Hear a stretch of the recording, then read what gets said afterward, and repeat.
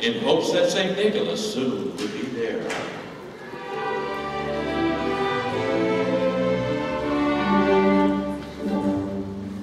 The children were nestled all snug in their beds, while visions of sugar plums danced in their heads.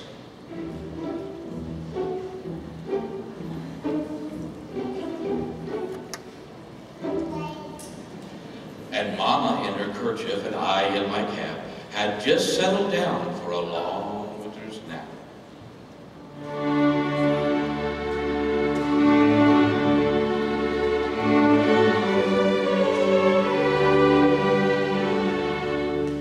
When out on the lawn there arose such a clatter, I sprang from my bed to see what was the matter. Away to the window I flew like a flash.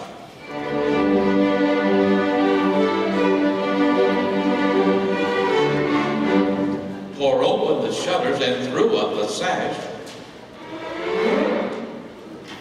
The moon on the breast of the new-fallen snow gave the luster of midday to objects below, when, what to my wandering eye should appear, but a miniature sleigh and 8 tiny reindeer.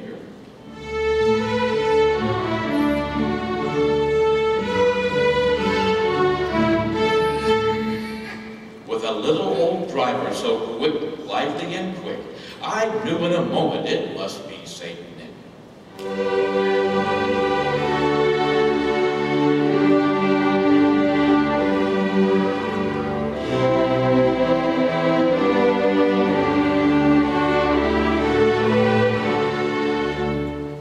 More rapid than eagles his coursers they came, and he whistled and shouted, "Go, reindeer!" and called them by name. Now Dasher, now Dancer, and Vixen, on Comet, on Cupid, and Blitzen. To the top of the porch, to the top of the wall, now dash away all.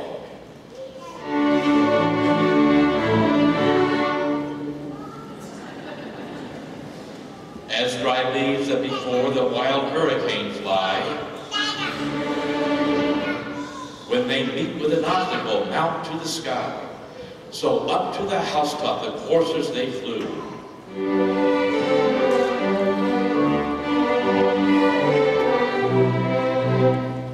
With a sleigh full of toys, and St. Nicholas too.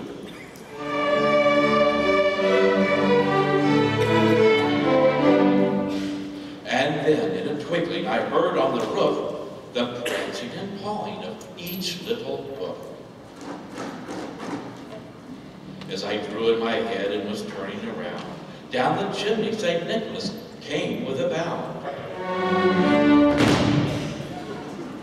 He was dressed all in fur from his head to his foot, and his clothes were all tarnished with ashes and soot. A bundle of toys he had flung on his back, and he looked like a peddler just opening his pack. His eyes, how they twinkled.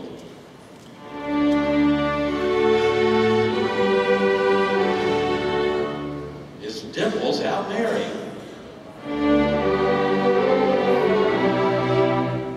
His cheeks were like roses, his nose like a cherry.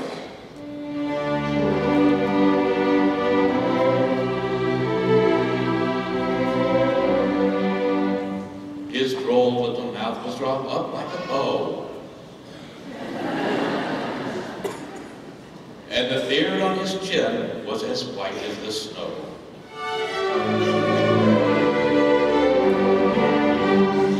The stump of a pipe he held tight in his teeth, and the smoke it encircled his head like a wreath. He had a broad face and a little round belly that shook when he laughed like a bowl full of jelly. He was chubby and plump, a right jolly old elf, and I laughed when I saw him in spite of myself.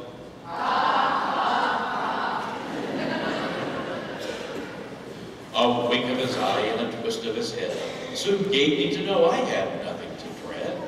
He spoke not a word, but went straight to his work, and filled up the stockings, then turned with a jerk, and laying his finger aside of his nose, and giving a nod up the chimney he rose. He sprang to his sleigh, to his team gave a whistle,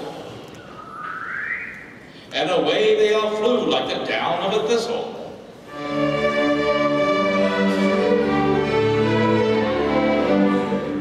But I heard him exclaim, ere he drove out of sight,